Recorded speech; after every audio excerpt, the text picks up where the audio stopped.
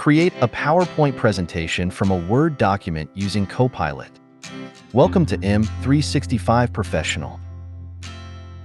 Okay, brand new PowerPoint here. Let's see how quickly I can turn my design report into a compelling presentation.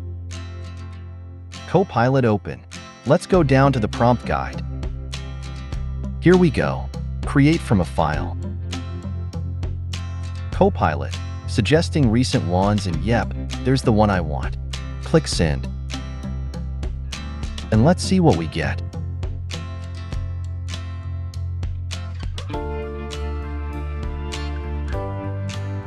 Okay, this looks like a pretty great start. I am going to go in and do some refining, but oh, I've got an idea. Let's try Copilot one more time here.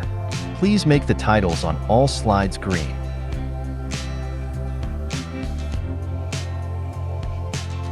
Okay, that was cool. This might get done faster than I thought. That's what Copilot can do for you. Thanks for watching. Don't forget to subscribe.